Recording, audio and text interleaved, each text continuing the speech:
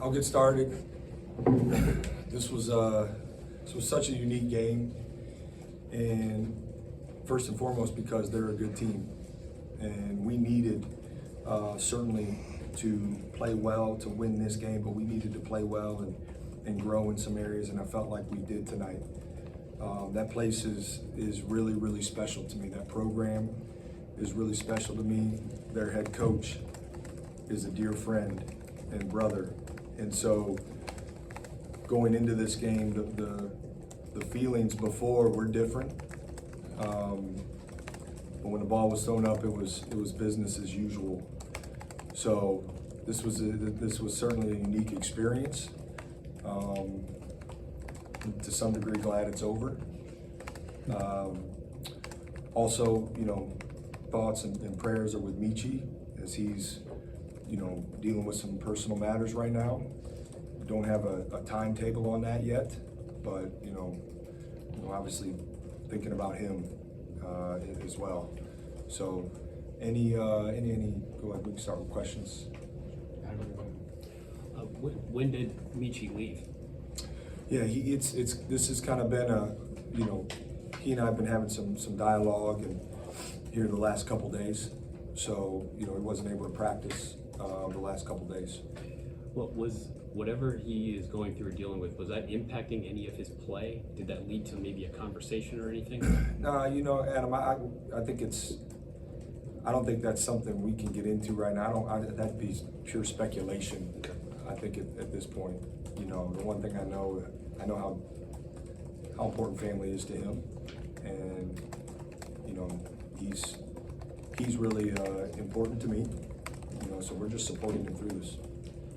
And with Aaron, he's been back with you now for more than a week. Where is he in that progression to come back? Like, if he's physically able to play, is he allowed to play?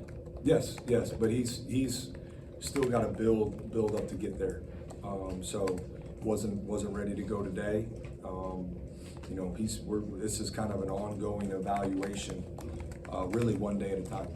And what does it take to keep rolling with the punches? It just seems like when it's not one guy, it's the next guy, and you're dealing with a lot right now. What does it take to keep rolling with that? Well, I think our toughness and togetherness was on full display tonight, and really proud of the group, proud of the staff, this program, because we have it's been challenging, for us, even dating back to June. We spoke about it back then. We haven't had a lot of time together with our full team, and so certainly, we're not the only team in college basketball experiencing that, but it does. When there's so much newness in our program, it presents challenges. But I think, listen, we've continued to grow, which is important. It's important for us to do that throughout the conclusion of this non-conference season. But it's made for several adjustments, on the fly, and I'm proud of our guys for doing that. Why play this game? It's going to be emotional. You're not going to enjoy the process of it. Why put yourself through this? Scheduling is tricky. There's a lot of things that go into it, and I think Roger and I talk regularly. It got brought up, he was looking for a game around a certain date, we were looking for a game around a certain day. It was not either of our first choice, I think, to do, but between the dates, that how they have to align, and really as the spring progresses, windows shrink and opportunities to schedule teams shrink, and it aligned for both of us. So, we said, all right, let's do it. And then you were known for being a gritty hustle player. Micah makes that steal at the end of the first half. I've seen that play happen before when you wore the jersey like this. Does that make you proud to see a play like that, knowing how much that turns and flips the game going into halftime? I think it was very easy for me to play as hard as I played because I love that place and I love the people that I played for.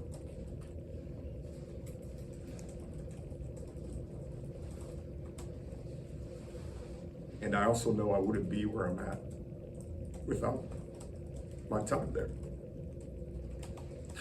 So we talk about our program a lot, being our best late in the end of half is part of that. So for him to make a big play like that and us to get momentum going into halftime was really important. But yeah, I get excited when we make hustle plays because, you know, I wasn't the type of player that impacted the game maybe offensively as much as some other guys. So I was able to do it, you know, by making those plays. So I get a little more excited for plays like that. We talked about Devin scoring at length. You know, obviously the biggest night yet for that tonight, but 15 rebounds, almost half the team's rebounding in total, and more than half of the offensive boards. Just how has he grown as a rebounder over the course of the season? Well, I think, and I've talked about this, he's always had a knack for it, you know, but he's playing with a great deal of effort right now. When you add that effort with the instincts that he has, and he's got some certainly gifts, right? He's got size, he's got length, he's got a quick jump. So, but I'm just most proud of the consistent work he's put in. And, you know, he and I have had a lot of conversations about the benefits of that. And to see it come to fruition for him, it is just, I'm just really proud of him. And I have a great deal of belief in him. And I think he's playing with a great deal of confidence. So, you know, he's able to have, he earned the right to have a night like this. And 34 minutes for John, obviously guard depth. You guys are going to have to rely on him and Bruce and Micah for a lot of minutes until Beachy gets back. Just what do you see from him in those 34 minutes, and what's it going to take to sustain the kind of effort you're demanding for, you know, that long a period from a freshman? Well, listen, he's a really good player. I know he's a young player, but he's a really good player. And it's evident in his 5 assists, no turnovers, and his improvement defensively. You know, he's been spending extra time to get better on that side of the ball after practice, watching film. And I thought there were a couple plays that he made defensively that he hadn't made yet, and it was a sign of great growth. He is a gifted player. There's no question about it. I've said this, he's not a shooter. He's a complete offensive player. Like he can score in ball screens, he can read ball screens and create for others. He can get to the rim. And I thought he played great, and then you look and he's 3 for 11, you know, but that shows you what type of player he can be. That when he's not, you know, shooting 8 for 11, he can still be a great player. So his growth, you know, over the last few weeks has been really impressive, and again, another guy who's earned it with the work he's put in. Jake, you talked about once or twice your freshman year at Valparaiso when you called your dad and said, "Coach doesn't like me, I don't think I'm going to stick it out here." And you said that your dad, in just a few words, told you that you were going to. Have you ever had the chance to kind of stop and think and wonder how the path would have changed if you wouldn't have stuck it out at Valpo when you thought maybe you would leave? Yeah, well, first off, if you know Homer Drew at all, you know he doesn't not like anybody.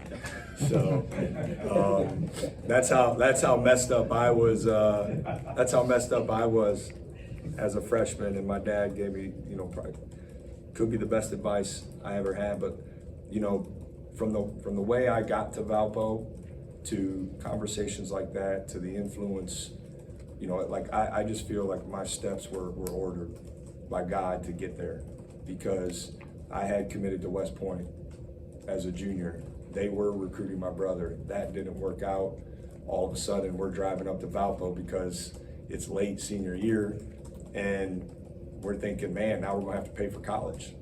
And so I think all of this was ordered, and I believe that.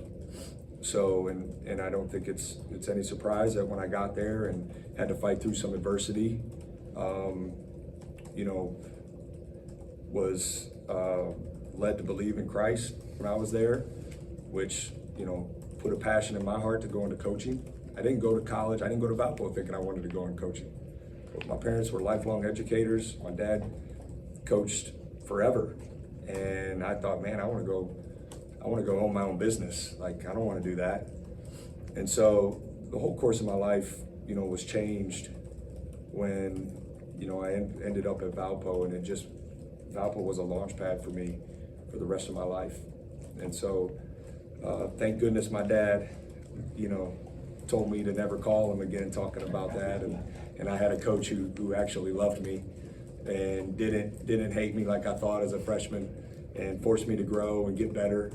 And so I'm just forever grateful for that place and that man back there.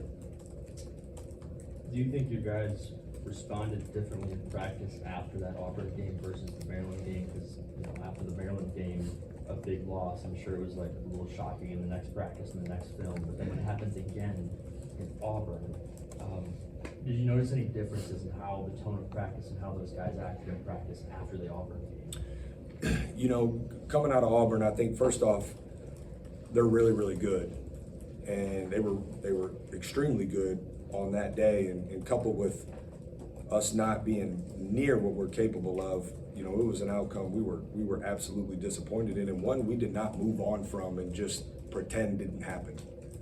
We watched it, we addressed, we had some real honest conversations, and then, like this group has all year, they responded.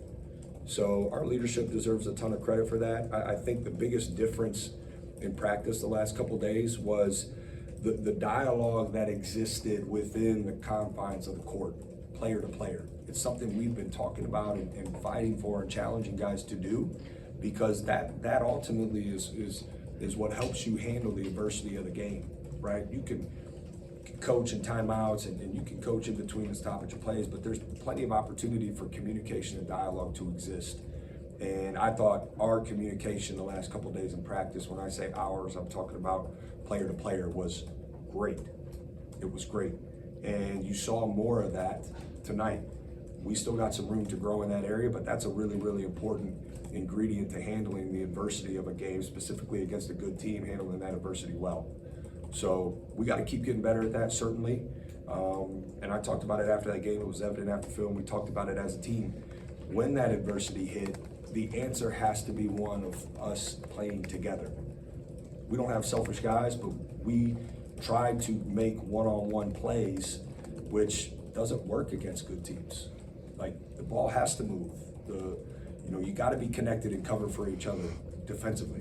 And we did that tonight. We did that really well tonight against, again, a high-powered offensive team. There were multiple times where baskets were taken away by guys covering for each other. It's going to be critical for us moving forward in every game we play. Certainly got to be able to do it on Saturday, but yeah, I'm really proud of how our teams responded, but not surprised with the way we responded, because I know what we're made of in that locker room, and now we just got to get better in the moment, and I thought we took a step forward with that tonight. Talk about coming through adversity when you were at Valpo. You obviously had to do that this year, guys being out and things like that. How has that helped you? And maybe there's other examples too throughout your coaching career. But how has that helped you kind of get through this as you're playing some of those games, the Auburn game, the Maryland game, knowing you're not whole, and if other guys were in there, maybe it's a different outcome. I think it'd be very easy to sit back and think about what could be going into a game, but we're going into a game with an expectation to play to our standard, and look at this non-conference schedule that we've had as great opportunities for us to perform well and get results. So when we're prepping, when we're preparing, I can assure you we're not thinking about what could be because of what we may be missing. We go to work on a daily basis. There's a standard that we operate with when we walk into this building, with an urgency and aggressiveness, a togetherness.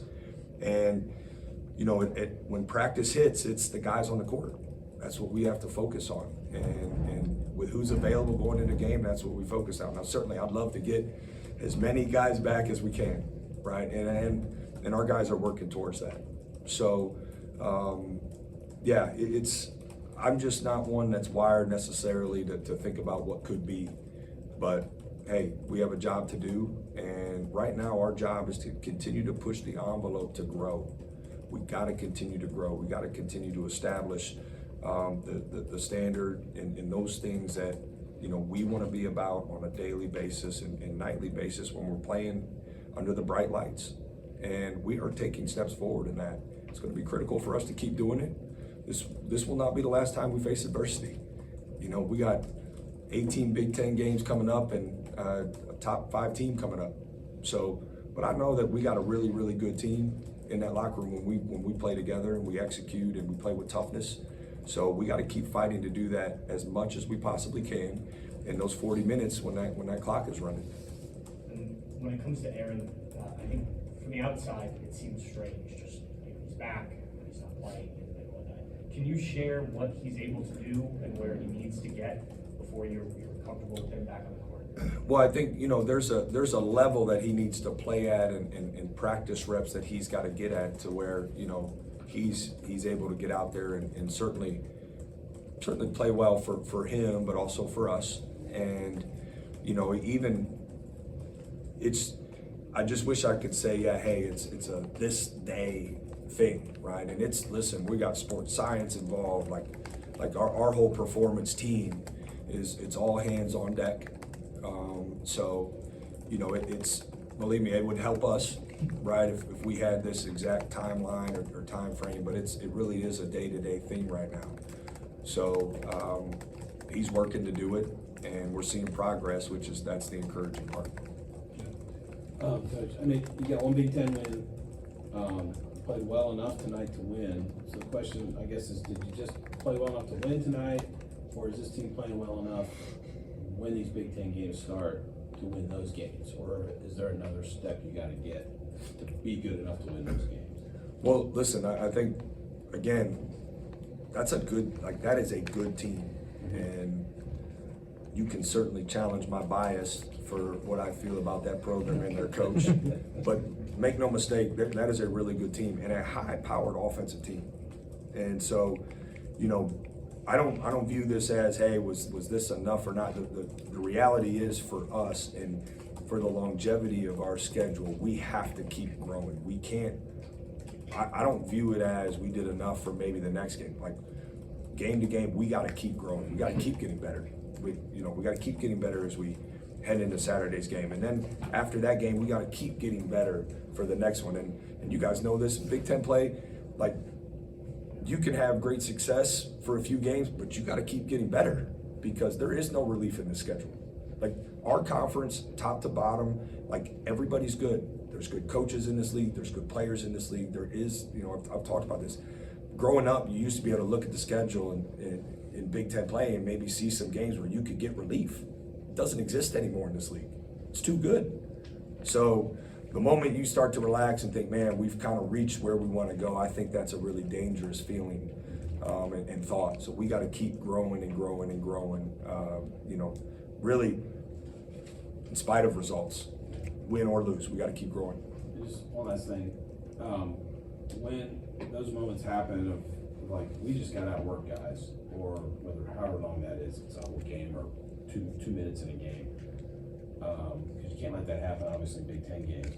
What kind of things you say to your team to guys? This can't happen. What's your message in those moments? Yeah, well, I think going back and watching, you know, take the Auburn game for example. You know, again, we had that stretch. I mean, we held them scoreless for I want to say it was a little over 6 minutes.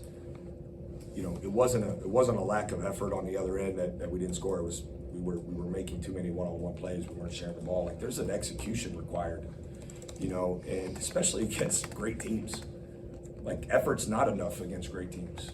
You know, you gotta execute, you gotta play together. So there were moments in that game where we fell below our standard, absolutely. And those were addressed with substitutions and those were looked at in film and conversations had to make sure that, you know, those don't happen or at the minimum are few and far between, right? But I think as our guys continue to grow and communicate and we're connected and, you know, the energy feeds off each other, it's a really good thing for us. But, you know, we gotta certainly, you can't have moments, right, where you're not playing to your standard and expect to be successful against really good teams. I don't, and the Big Ten is really good. So yeah, going in the league, can't have those moments. Yeah. We asked you about Devin's rebounding, but he did have 30 one tonight. Not bad. You've talked about his scoring and how that's been consistent for him at every level, but to kind of put a team on his back the way that he did, when did you see that he had maybe that kind of capability, and how much did you need something like that? You've talked about all the stuff that went into the last couple of days, moving on from the last loss. How much did you need somebody to do something like that tonight to show they could do it? Well, I think, for him to do it on 16 shots, his free throws were great. It wasn't hey, I'm going to go be a hero and score 31 on 28 shots, right? Mm-hmm. So we've certainly, identified him as a guy we could go to and be productive for us offensively. I got a great deal of trust in him when the ball's in his hands. So I think the fact that he did it with such efficiency and, got to the offensive glass like he did, for that type of production on that efficiency speaks to kind of that still us playing together. Mm-hmm. That is so important for us, and our guys are, embraced at a really high level because, we had multiple guys in there who weren't as efficient as they're capable of, but, him, I think Evan Mahaffey's efficient, like, that's the beauty of a team, right? You have multiple guys who can step up. So tonight he was really good. He's been really good, and yeah, if he'd like to keep that up, he's not going to get any pushback from me. Coach, thank you. All right, thanks, guys. Thank you, Jake. Have fun.